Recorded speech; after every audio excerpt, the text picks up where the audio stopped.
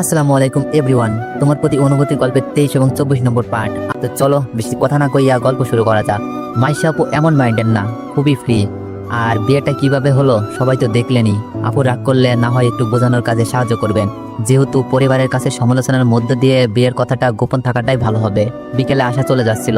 আমি বললাম, আশা শোনো, আমি চাচ্ছি আমাদের বিয়েটা গোপন থাকুক। আশা বলল, কেন? আমি বললাম, এমনিতেই পরিবারের লোকজনের কাছে অপরাধী হয়ে আছি। বিয়েটার খবর শুনলে হয়তো কত চিন্তা করে ফেলবে। তাছাড়া আম্মু ভাবি জানলে খুবই কষ্ট পাবে। আশা বলল, আচ্ছা ঠিক আছে, কাল ভার্সিটিতে দেখা হচ্ছে, বাই। আশা চলে গেল।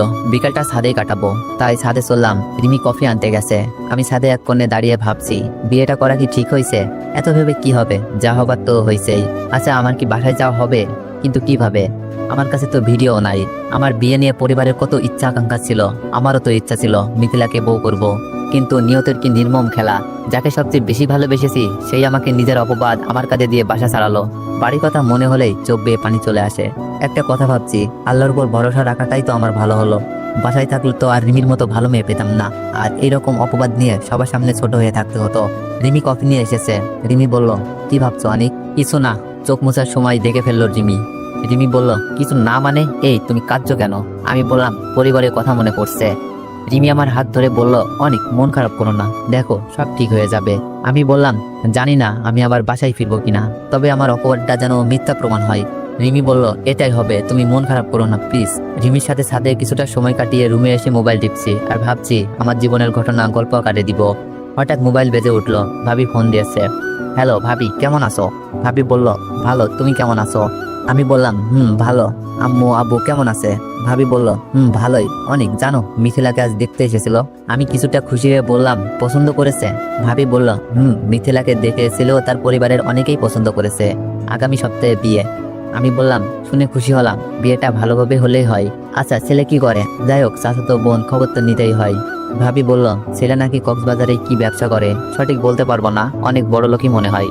আমি বললাম, তাহলে তো ভালোই। আচ্ছা ভাবি, তোমার একটা কথা বলবো, প্রমিস করতে হবে, কাউকে বলবা না। ভাবি বলল, কি কথা? আমি বললাম, ভাবি তোমাকে বলেছিলাম না, আমাকে যে বাসায় আশ্রয় দিয়েছে সেই বাসায় একটা মেয়ে আছে না, নাম রিমি। ভাবি বলল, কেন, কি হয়েছে, প্রেমে পড়ে গেছো নাকি?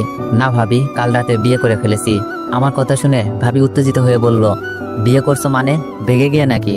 আমি বললাম, না আঙ্কেল আন্টির কথাই, তবে অনেক কাহিনী আছে, পরে বলবো তোমাকে। আচ্ছা। আমি বললাম, আচ্ছা প্লিজ বাসায় কাউকে জানিও না, আম্মু শুনলে কষ্ট পেতে পারে। ভাবি বলল, আচ্ছা ঠিক আছে। আমি বললাম, ভাবি এখন রাখি। ভাবির সাথে কথা বলার পর ফোন রেখে দিলাম। কিছুক্ষণ মোবাইল টিপার পর রিমি রুমে আসলো। রিমি বলল, আমার জানটা কি করছে? আমি বললাম, এই তো মোবাইল টিপছি, তুমি কোথা থেকে আসলা? রিমি বলল, এই তো আম্মুকে খাবার বানাতে হেল্প করলাম। তুমি এত লক্ষ্মী হলে কিভাবে? কখনো তো দেখি নাই আন্টির কাজে কোনো হেল্প করতে। আমি তো অবাক, এটাও কি আরেকটা রং? রিমি ভাব নিয়ে বলল, আমি সবসময় লক্ষ্মী। আমি মুচকে এসে বললাম, আমার বউ তো লক্ষ্মী হওয়ারই কথা, তাই না? রিমি বলল, পাম মারছো, আমার সাথে এসব চলবে না। রিমি তো দেখি পাম দেওয়াটাও বুঝে গেল। আমি বললাম, পাম তো মেয়ে পটানোর কাজে ব্যবহার হয়। রিমি রেগে গিয়ে বলল, আমি কি ছেলে? আরে না, তুমি তো আমার বউ, আর বউকে কেউ পাম দেয় না, ভুলভাল বুঝাচ্ছি। রিমি বলল, আচ্ছা ঠিক আছে, খেতে আসো। আমি বললাম, রিমি ভাবি ফোন দিয়েছিল, ভাবিকে আমাদের কথা বলেছি, অনেক খুশি হয়েছে, আর মিথিলার বিয়ে ঠিক হয়েছে। রিমি বলল, তাই নাকি? এত দুশ্চরিত্র মেয়ের বিয়ে ঠিক হয়েছে? রিমি দুই কাঁধে হাত রেখে সামনে দাঁড়িয়ে বললাম, রিমি কাউকে এভাবে বলাটা আমি পছন্দ করি না। তুমি এমন ভাষা করবা না আশা করি নাই, কারণ তুমি আমার স্ত্রী। আমি চাই তুমি আমার মতোই হবে, ত্যাগ দিতে শিখবে, মনে রাগ কন্ট্রোল করবে। রিমি বলল, আচ্ছা সরি, মিথিলার প্রতি অনেক রাখতো তাই। আমি বললাম, বুঝেছি, আমি জানি আর এমন হবে না। রিমি বলল, কি করে ছেলে? আমি বললাম, অনেক বড় ব্যবসা করে কক্সবাজার। রিমি বলল, আচ্ছা বিয়ে কবে? আমি বললাম, আগামী সপ্তাহে নাকি, সঠিক বলতে পারছি না। রিমি বলল, ও আচ্ছা, খাবে চলো। খাবার টেবিলে আঙ্কেল আন্টির দিকে তাকিয়ে বললাম, আঙ্কেল আন্টি আমি দুঃখিত আপনাদের মনে কষ্ট দেওয়াতে। আন্টি বলল, আঙ্কেল আন্টি কে? হ্যাঁ আব্বু আম্মু বলবা। আন্টির কথা শুনে চোখের কোণে পানি জমে গেল।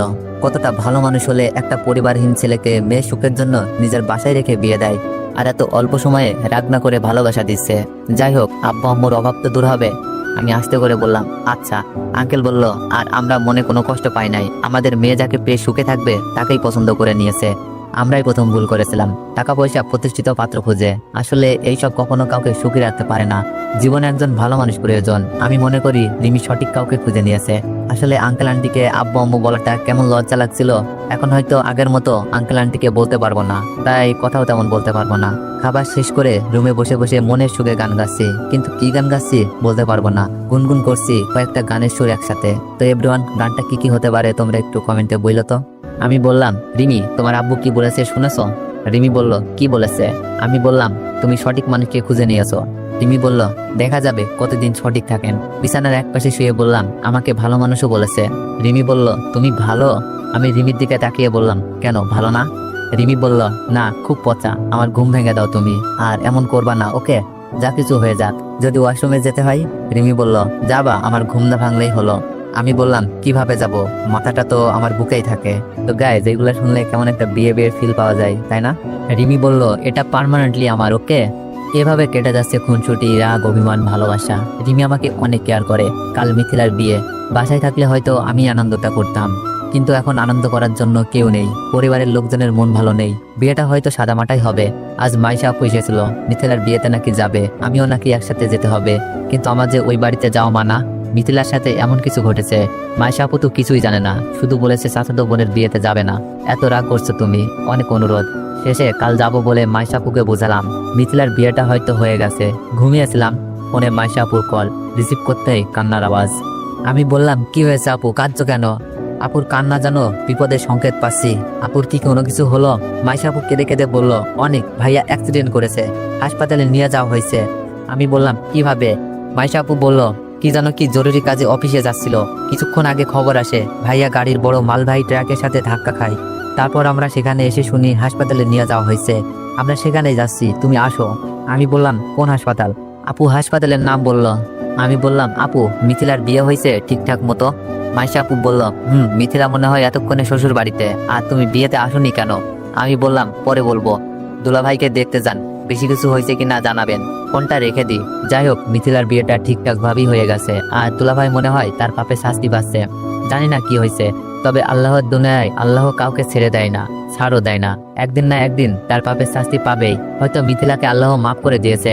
হতে পারে মিথিলাকে তার দুলাভাই কোনোভাবে ব্ল্যাকমেল করছে, আবার তাদের অবৈধ সম্পর্কও থাকতে পারে। হয়তো সেই পাপের শাস্তি কিছু সময় পর পাবে। এখন রাত প্রায় 10টা। খাওয়া দাওয়া শেষ করে টিভি দেখছিলাম। আঙ্কেল, আন্টি, রিমি আর আমার পিস্তি শালাটা। আন্টি বলল, অনেক, শুনলাম তোমার চাচাতো বোন মিথিলার বিয়ে ঠিক হয়েছে। আমি বললাম, জি আন্টি, বিয়েটা ঠিকঠাক মতোই হয়েছে, কিন্তু মিথিলার দুলাভাই অ্যাক্সিডেন্ট করেছে, কি অবস্থা বলতে পারছি না। রিমি বলল, ও আচ্ছা, সুমি আপুর কাছে ফোন দাও। আমি বললাম, ভাবছি। আঙ্কেল বলল, দুলাভাই তার পাপে শাস্তি পাচ্ছে অনেক, তোমাকে বাসা থেকে বের করছিল না, দেখবে মানুষগুলোর কি হাল হয়। আমি বললাম, জি আঙ্কেল। টিভি দেখা শেষ করে আঙ্কেল আন্টির সাথে গল্প করে ঘুমোতে চলে আসলাম। বিছানায় বসে সুমি আপুকে ফোন দিলাম। হ্যালো অনেক, কেমন আছিস ভাই? সুমি আপু তো কান্না করার কথা, কিন্তু হেসে হেসে বলছে কেন? আমি বললাম, ভালো, শুনলাম দুলাভাই নাকি অ্যাক্সিডেন্ট করছে, কি অবস্থা এখন? আপু বলল, অবস্থার কি হবে, সব তার পাপের শাস্তি। আমি বললাম, কি হয়েছে? সুমি আপু বলল, পা দুটো ভেঙে গেছে, ডাক্তার বলেছে একেবারে অকেজ, আর কোনোদিন হাঁটতে পারবে না। আমি অবাক হয়ে বললাম, আপু তোমার তো কান্না করার কথা, কিন্তু তুমি এভাবে হেসে হেসে বলছো কেন? সুমি আপু হঠাৎই কেঁদে দিয়ে বলল, ভাই কান্নার কথা বলছিস? এই লোকটা মরে গেল যে আমার চোখে পানি আসবে না। এই লোকটা আমার আদরের ভাইকে বাসাছাড়া করেছে, আর ভাই দেখিস মিথিলাও তার পাপের শাস্তি পাবে। আমি বললাম, কেঁদো না আপু, আমি সবাইকে মাফ করে দিয়েছি, আমি চাই আল্লাহ মাফ করুক। সুমি আপু কান্না করছিল আর বলছিল, না রে ভাই, আল্লাহ মাফ করুক এই দোয়া করিস না, শুধুমাত্র বাচ্চাটার জন্য সত্যটা জেনেও সংসার করছি, নয়তো সত্যটা জানার সাথে সাথে এই সংসার ত্যাগ করতাম। তুই জানিস সবটা জানার পর মিথিলা তার দুলাভাইয়ের সাথে ভালোভাবে কথাও বলি না। আমি বললাম, আপু কান্না থামাও প্লিজ, তোমার কান্না যে আমি সহ্য করতে পারি না। সুমি আপু বলল, তাই তো মিথ্যা অপবাদ নিয়ে বাসা থেকে বেরিয়ে গেলি, তবে তুই চিন্তা করিস না, আমি তোকে আবার বাসায় ফিরিয়ে আনবো, সবাই সত্যটা জানবে। আমি বললাম, আচ্ছা আপু রাখি, ঘুমাবো। ফোন রেখে মাইশাপুর কাছে ফোন দিলাম, নয়তো আপু ভাববে এমন বিপদে আমি খবর নিই নাই, পরে রাগ করে বসবে। আমি বললাম, আপু দুলাভাইয়ের কি অবস্থা এখন? মাইশাপু কান্না করছিল আর বলছিল, ভাই আর হাঁটতে পারবে না, পায়ের উপর দিয়ে বাসের চাকা চলে গেছে।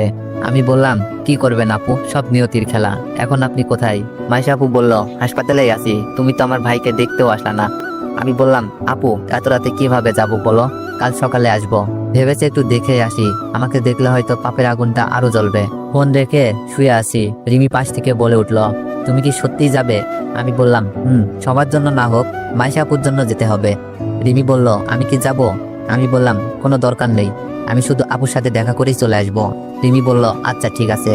সকালে ঘুম থেকে উঠে ফ্রেশ হয়ে হাসপাতালে ছুটলাম। হাসপাতালে গিয়ে দেখি আশার আব্বু আম্মু, মাইশা আপু আর আশার ভাইয়া দাঁড়িয়ে আছে। সুমি আপুকেও দেখতে পাচ্ছি, মনে হয় শাশুড়ির সাথে দাঁড়িয়ে আছে। আমাকে দেখে আশা এগিয়ে এসে বলল, কিরে তুই এখানে কেন এসেছিস?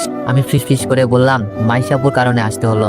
আশা বলল, ভালো করেছিস, তোদের বাসা থেকেও কেউ আসেনি? আশার আব্বু আম্মু অবাক হয়ে তাকিয়ে আছে। আমি আমার দুলাভাইকে দেখতে আসলাম, যে কিনা আমার জীবন ধ্বংস করতে চেয়েছিল। মাইশা আপুর কাছে গিয়ে খোঁজ খবর নিলাম। সুমি আপু তো আমাকে দেখে কান্নার অবস্থা। এটা যে স্বামীর পাহারা কান্না না, ভালোভাবেই বুঝতে পারছি। সুমি আপু বাসায় কাউকে জানায়নি, তাই কেউ আসেনি। শুনেছি পাগুলো কেটে ফেলতে হবে, তারপর প্লাস্টিকের পা লাগাবে। আজ নাকি অপারেশন করানো হবে। আমি বিদায় নিয়ে বাসায় চলে আসব, কেউ আটকাতে চায়নি। শুধু মাইশা আপু বলেছিল, এখনই চলে যাবি নাকি? চলে আসার সময় আশাও আমার সাথে চলে এসেছে। রিক্সায় বসে বাসার দিকে যাচ্ছি। আশা বলল, অনেক দেখেছো, আল্লাহ কাউকে ছাড় দেয় না। তুমি হয়তো নিজে কিছু করতে চাওনি, কিন্তু আল্লাহ ঠিকই তার পাপে শাস্তি দিয়েছে। আমি বললাম, হয়তো। আশা বলল, হয়তো না, এটাই ঠিক। আমি বললাম, হৃদয় ভাইয়ার সাথে তোমার কথা হয়? আশা বলল, আসলে হৃদয় ভাই আমাকে অনেক ভালোবাসে। আমি বললাম, দেশে আসবে কবে, কিছু বলেছে? আশা হাস্যোজ্জ্বল মুখ নিয়ে বলল, না, এখনই আসবে বলে মনে হয় না। বলেছে বাসায় বিয়ের কথা চললে নাকি জানাতে, তখনই আসবে আর আমাকে নিয়ে যাবে। আমি বললাম, তাহলে তো অনেক ভালো। আশা বলল, আমি বললাম, কিন্তু আশা তুমি জানো, আগে তো ভাবতাম আঙ্কেল আন্টি আমাকে আশ্রয় দিয়েছে আর আমার যাওয়ার কোনো জায়গাও নাই, কিন্তু এখন না, এখানে থাকতে ভালো লাগে না, মনে হয় যেন ঘর জামাই থাকছি। আশা বলল, ও এই ব্যাপার, তাহলে রিমিকে নিয়ে একটা ফ্ল্যাট নিয়ে থাকো। আশা কি না ভেবেই বলল। আমি বললাম, কিন্তু এত টাকা পাবো কোথায়? রিমির আব্বুর অফিসে চাকরি করে পাই 30,000 টাকা। আমার পড়ালেখা, ফ্ল্যাট ভাড়া, গ্যাসের বিল, বিদ্যুৎ বিল, খাওয়া সবকিছু মিলে কি সম্ভব বলো? আশা বলল, এটাও তো ভেবে দেখি নাই। আমি বললাম, আচ্ছা পরে কথা হবে, বাসায় চলে আসছি। আশা বলল, আচ্ছা। আশাকে নামিয়ে দিয়ে বাসায় চলে আসলাম। ফ্রেশ হয়ে এসে রুমে এসে দেখি রিমির হাতে শরবতের গ্লাস। রিমি শরবতের গ্লাস এগিয়ে দিয়ে বলল, কি ব্যাপার, এত জলদি চলে আসলে? গ্লাসটা হাতে নিয়ে বললাম, শুধু মাইশা আপুর সাথে দেখা করতে গিয়েছিলাম। রিমি বলল, ও আচ্ছা। শরবত খেয়ে শরীরের যেন সকল ক্লান্তি দূর হয়ে গেল। রিমির হাতে লেবুর শরবতের তুলনা হয় না। আর কিছু পারুক আর না পারুক, এটা রিমি ভালোভাবেই পারে। আমি বললাম, রিমি তোমার সাথে আমার একটা কথা আছে। রিমি বলল, কি কথা বলো? আমি বললাম, রিমি আমার না এখানে থাকতে ভালো লাগছে না, নিজেকে ঘর জামাই মনে হচ্ছে। রিমি বলল, কে শিখিয়ে দিয়েছে এইসব? ফিস করে বললাম, আমার অডিয়েন্সরা। রিমি বলল, কি বললে? আমি বললাম, না মানে বিয়ের পর তো মেয়েরা শ্বশুর বাড়ি যায়, আর আমি উল্টা শ্বশুর বাড়িতে আছি। রিমি বলল, আমার শ্বশুর বাড়ি থাকলে আমিও যেতাম, আর তুমি এখানে থাকবে না তো কোথায় থাকবে? আমি বললাম, চলো না আমরা কোথাও ভাড়া থাকি। রিমি বলল, কি বলছো তুমি? কত টাকা বেতন পাও? মাত্র 30,000 টাকা। এই টাকা দিয়ে কি চলা সম্ভব? আমি বললাম, একটু কষ্ট হবে, কিন্তু আমরা ঠিক পারবো। রিমি বলল, এখন এইসব চিন্তা বাদ দাও, যখন বড় চাকরি করবা আর আমি আমার স্বপ্ন পূরণ করব, তখন না হয় অন্য কোথাও যাব। এখন একটু কষ্ট করে থেকে যাও সোনা। কথাটা কিন্তু ঠিক, এখানে থেকে যে সুযোগ সুবিধা পাচ্ছি, নিজেরা চলতে গেলে হয়তো খেয়ে বাঁচতেই সমস্যায় পড়বো। আর রিমির লেখাপড়ার অনেক খরচ, আমারটা আমি চাকরি টাকাতেই চালিয়ে নিচ্ছি, কিন্তু রিমিরটা তবে একটু বেতন বাড়াতে পারলে যাওয়া যায়। রিমি না হয় আঙ্কেলের টাকায় লেখাপড়া করলো, আমি নিজের টাকায় নিজের ভাড়া বাড়িতে। আমি বললাম, আচ্ছা ঠিক আছে। রিমি বলল, খেতে আসো, খাবার সময় হয়ে গেছে। আমি বললাম, আসছি। খাবার খেয়ে রুমে এসে শুয়ে আসছি। কাল থেকে ভার্সিটি যাব, অনেকদিন যাওয়া হয়নি। সারাদিন নানা চিন্তা আর রাতে রিমির সাথে রোমান্স করতেই কেটে যায়। সকালে ফ্রেশ হয়ে ভার্সিটিতে গেলাম, রিমি আমার সাথেই। ভার্সিটিতে এসে রিমির ইচ্ছা ছাড়া কোনো কিছুই করতে পারছি না। তো আমার অডিয়েন্স যারা আছো, তারা ভুলেও ভাই আগে বিয়ে শাদী কইরো না ভাই, পড়ালেখা শেষ করার পরে কইরো, নাইলে কিন্তু এই সমস্যায় পড়বা। ফ্রেন্ড সার্কেলও বাধা, রাহুল, ফাহিম, ইভা, আশা, এছাড়া অন্য কারোর সাথে কথা বলা নিষেধ। ক্যাম্পাসে বসে সবাই আড্ডা দিছিলাম, পিছন থেকে কে যেন মেয়ে কণ্ঠে ডাক দিল, এটা অনিক না? মেয়েটি বলল, হাই অনিক, কেমন আছো? এদিক দিয়ে তো রিমির চোখে আগুন, সাথেই বসা ছিল রিমি। তো এভরিওয়ান, নেক্সট পার্ট খুব শীঘ্রই আসবে। আর যারা যারা এখনো চ্যানেলে নতুন আছো, সবাই একটু সাবস্ক্রাইব করে দিও। ধন্যবাদ।